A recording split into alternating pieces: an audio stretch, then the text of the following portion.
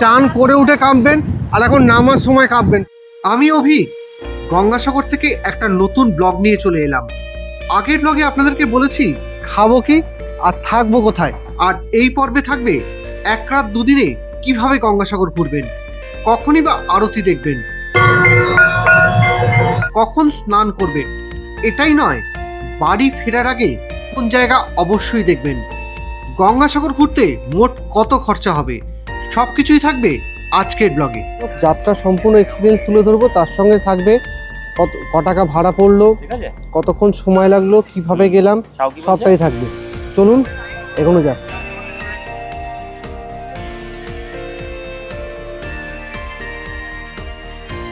কলকাতা থেকে সকালে যাত্রা শুরু করলে গঙ্গাসাগর পৌঁছাতে মোটামুটি দুপুর 1টা থেকে 1:30 বেজে যায়। সেদিন দুপুরে রুম নিয়ে ফ্রেশ হয়ে নিন, তারপর লাঞ্চ করে প্রথমেই পৌঁছান জমজমাট মেলা প্রাঙ্গণে। মেলা প্রাঙ্গণে ঘোরাঘুরি করে সন্ধ্যায় কপিল মুনির আশ্রমে পৌঁছে যান। আমি আর অনুপমদা পৌঁছে গেছি কপিল মুনির আশ্রমের সামনে।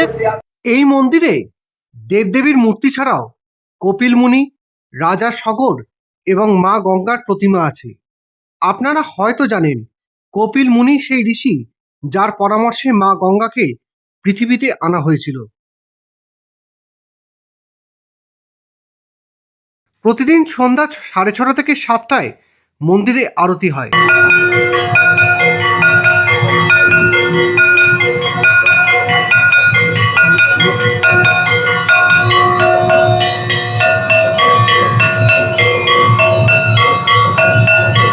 আরতি শেষে রাতে ডিনার করে হয় আপনি মেলায় ঘুরতে পারেন বা বিশ্রাম করতে পারেন।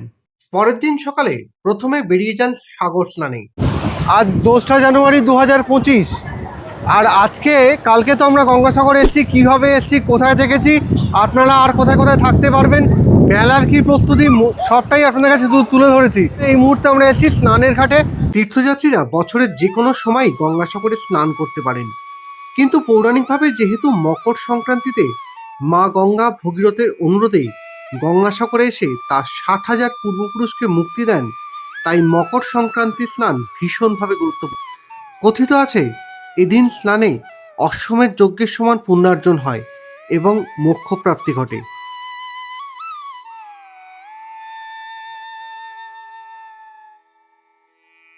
এরপর কপিল মুনির আশ্রমে গিয়ে পূজা দিন। যে জন্য গঙ্গাসাগর আসা, সেই কপিল মুনির আশ্রম দর্শন না করাটা কিন্তু খুব অন্যায় হয়ে যাবে। যে 60,000 জন পূর্বপুরুষের মুক্তির জন্য ভগীরথ মা গঙ্গাকে পৃথিবীতে এনেছিলেন, তাদের রাগে ভস্মীভূত করেছিলেন কপিল মুনি। পরবর্তীকালে রাজা সাগরের সাধনায় সন্তুষ্ট হয়ে কপিল মুনি তার পুত্রদের মোক্ষপ্রাপ্তির জন্য মা গঙ্গার পৃথিবীতে আসা আবশ্যক বলে জানিয়ে দিয়েছিলেন।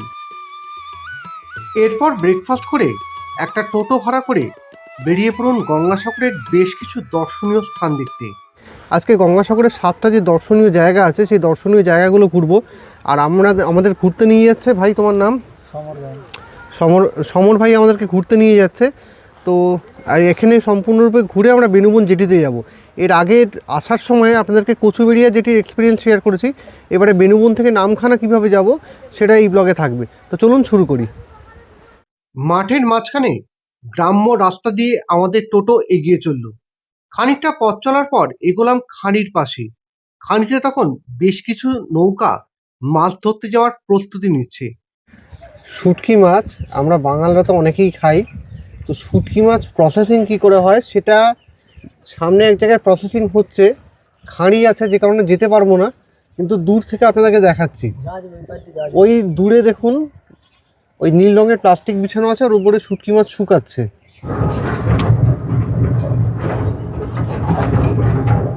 এটা মোহনা এলাকা, তাই তো?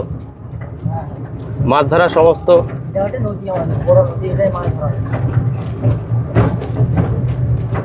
এই জায়গাটা সব। যখন থেকে গঙ্গাসাগরে পা রেখেছি তখন থেকে যেখানে যেখানে গেছি সেখানেই কিন্তু লোকের ভিড়, শুধু লোকের মাথা দেখতে পেয়েছি। বাট এই প্রথমে এমন একটা জায়গা দেখলাম যেখানে কিন্তু লোকজন খুব কম। আপনারা আমাদের সি বিচ নিয়ে যতগুলো ব্লগ দেখেছেন, সেটা দ্বারকাতেই হোক বা আন্দামানেই হোক, সব জায়গাতেই একটা লাইট হাউস আছে। সেই রকম গঙ্গাসাগরেও একটা লাইট হাউস আছে। আর এই মুহূর্তে আমরা আছি লাইট হাউসের পাইলট হাউসের সামনে। আমরা দুজনে এই মুহূর্তে দাঁড়িয়ে গেছি লাইট হাউসের পাইলট অফিসের সামনে। ওই পেছনেরটা পাইলট অফিস। সমুদ্রে যখন জাহাজগুলো এই পার দিয়ে যায় তখন সব জাহাজের আগে একটা পাইলট শিপ থাকে, যে জাহাজকে গাইড করে নিয়ে যায় যে কোন রাস্তা দিয়ে সে যাবে। যদিও আজকের দিনে নেভিগেশন থাকে, নেভিগেশনের থেকেও আরও বেটার সিস্টেম। আমরা যেটা আন্দামানে লিটল আন্দামানে যাওয়ার সময় জাহাজে দেখেছিলাম, কিন্তু তারপরেও কিন্তু পাইলট সিস্টেম আজও আছে।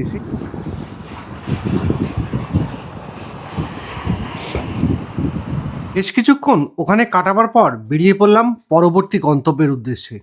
গঙ্গাসাগরে ঘুরতে বেরিয়ে আমরা এই মুহূর্তে পৌঁছালাম গ্রহরাজ শনিদেবের মন্দিরে। এই মন্দিরটা হচ্ছে গঙ্গাসাগরের প্রসাদপুর অঞ্চলে। মন্দিরের গঠনশৈলী নিয়ে তো কোনো প্রশ্নচিহ্ন হবে না, খুব সুন্দর গঠনশৈলী। সেই গঠনশৈলীটা কীরকম ভেতরে যাই, গিয়ে আপনাদেরকে আরও ভালো করে দেখাচ্ছি, চলুন।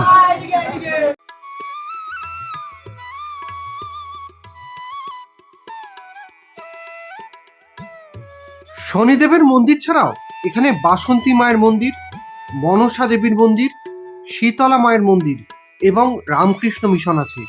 অসম্ভব সুন্দর করে সাজানো এই মনসা দ্বীপের রামকৃষ্ণ মিশন।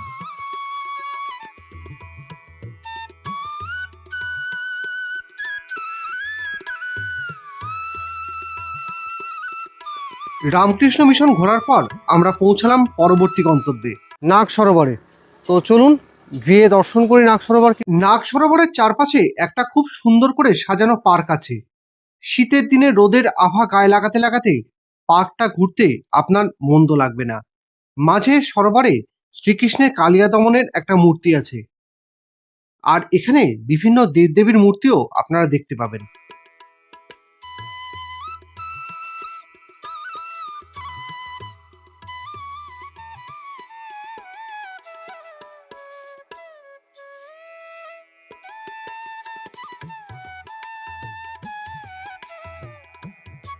শুরু করেছিলাম 10:30, এখন বাজে হচ্ছে 1:30।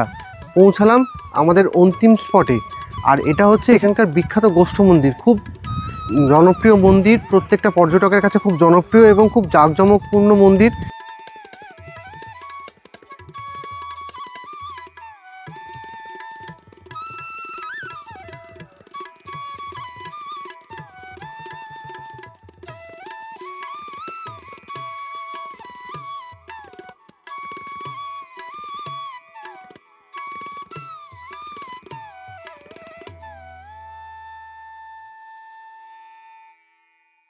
এই ভ্রমণ করতে আপনাদের ঘন্টা 3 সময় লাগবে। লোকাল সাইট সিন করে আমরা বাড়ি ফেরার পথ ধরেছিলাম। সত্যি এবারের গঙ্গাসাগর ভ্রমণ আমাকে অবাক করে দিল। এত কিছু যে দেখার আছে তা আমি নিজেই জানতাম না। এর আগে গঙ্গাসাগর যে কবার এসছি, কপিল মুনির আশ্রমে পুজো আর সাগর স্নান করেই বাড়ি চলে গেছি। আজকের ভ্রমণ আমার ভালো লাগলো বলেই আপনাদের সঙ্গে শেয়ার করলাম। আপনাদের এই অফ ট্যুরটা কেমন লাগলো সেটার মতামত জানাবেন। তবে এখনো অনেকটাই পথ বাকি। গঙ্গাসাগর ভ্রমণ কিন্তু এবার শেষের পথে। আমরা পৌঁছে গেছি বেনুবন ঘাটে, আর আমরা সমরের সঙ্গে ঘুরেছিলাম। সমর ভাই, তোমার নাম্বারটা একটু বলো। 9800521217। সমর কিন্তু আমাদেরকে খুব যত্ন করে ঘুরিয়েছিল। আপনারা যদি ঘুরবেন মনে করেন গঙ্গাসাগরের সাইট সিন, তাহলে কিন্তু আপনারা সমরের সঙ্গে যোগাযোগ করে নিতে পারেন। ও তো নাম্বারটা বলে দিল, আমি ডেসক্রিপশনে ওর নাম্বারটা আবার দিয়ে দেবো। একটা কথা কিন্তু মানতে হবে, সৌন্দর্যের দিক থেকে বেনুবন কচুবেড়িয়াকে অনেকাংশে পিছনে ফেলে দেবে। হ্যাঁ, এখানে নৌকোগুলো যা দেখলাম ভেসেল না, ছোট ছোট নৌকো, ভিডিও ট্রলার গোছের নৌকো। শুনলাম 100 জন হলেই এগুলো ছেড়ে দেয় মোটামুটি। ঘড়িতে কাটায় কাটায় 3টেতে যাত্রা শুরু করলো বেনুবন থেকে আমাদের আজকের স্টিমার। আর এর পরবর্তী গন্তব্য আমাদের নামখানা। সময় লাগবে মোটামুটি 1 ঘন্টা 20 মিনিট মতো। গঙ্গাসাগর থেকে ফেরার পথে গঙ্গা ও সাগরের মিলনস্থলে একটা কথাই মাথায় আসে, বিস্তীর্ণ দুপারের অসংখ্য মানুষের হাহাকার শুনেও নিঃশব্দে নীরবে ও গঙ্গা তুমি বইছ কেন?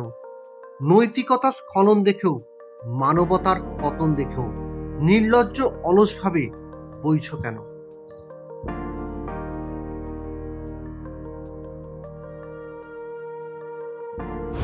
এই আমার আঙুলের সামনে যে দ্বীপটা দূরে দেখা যাচ্ছে, হয়তো ক্যামেরাতে খুব একটা পরিষ্কার আসবে না, মৌসুনী আইল্যান্ড তো আমরা প্রায় দিনই ঘুরতে আসি, আমাদের খুব কাছের পর্যটন স্থল মৌসুমী। তো সেই মৌসুনী আইল্যান্ড কিন্তু এখানে, আর এদিকে মৌসুনী আইল্যান্ড, এই পেছন দিকে এদিকে হচ্ছে গঙ্গাসাগর, যেটা আমরা পেরিয়ে চলে এলাম গঙ্গাসাগর থেকে। মাঝখানে দিগন্ত বিস্তৃত জলরাশি, এ এক অন্যরকম ফিলিংস। দাদা আমাদের কত ভাড়া পড়ছে দুজনের? 40 টাকা করে।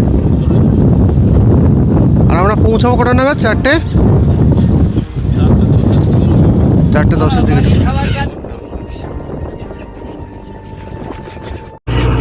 বেনুবন থেকে নামখানা যাওয়ার লঞ্চের ওপর ওঠা যায় না, আমরা পারমিশন নিয়ে, প্রশাসনিক পারমিশন নিয়ে তারপর উঠেছি।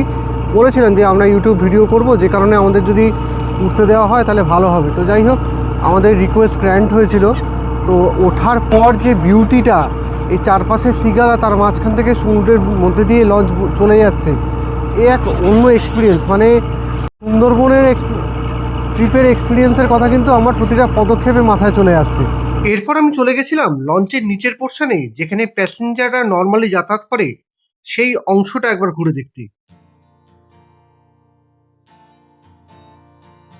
দেখতে দেখতে সূর্যাস্তের সাথে একটা দিনের পরিসমাপ্তি হতে চলেছে, আর তার সঙ্গে আমাদের গঙ্গাসাগর ভ্রমণও শেষের পথে। আর মাত্র ঘন্টা 3 দূরত্বে আমার বাড়ি। আমরা পৌঁছে গেছি নামখানায়। এবার এখান থেকে টোটো ধরবো। টোটো ধরে কোথায় যাবো দাদা? নামখানা স্টেশন। একদম। এসএলএর থেকে এই জার্নিটা আমার বেশি ভালো লেগেছে। আর হ্যাঁ, পয়সাটাও তো বেশি, কোথায় 9 টাকা আর কোথায় 40 টাকা। না, সেটা একটা ঠিক কথা। নামখানা জেটি থেকে আমরা টোটো নিয়ে নিলাম, নামখানা স্টেশন যাব, পার হেড 15 টাকা করে। অভিক সামনে, ড্রাইভারের সামনে বসে গেছে, সিট না পেয়ে পেছনে। গঙ্গাসাগর সিরিজ এখানেই শেষ করছি। পৌঁছে গেছি নামখানা স্টেশনে, এবং এখান থেকে আমরা আবার শিয়ালদা ট্রেন ধরছি। দেখা হবে পরবর্তী ব্লগে নতুন কোনো গল্পের সঙ্গে। ততক্ষণ সঙ্গে থাকবেন, ভালো থাকবেন, সুস্থ থাকবেন।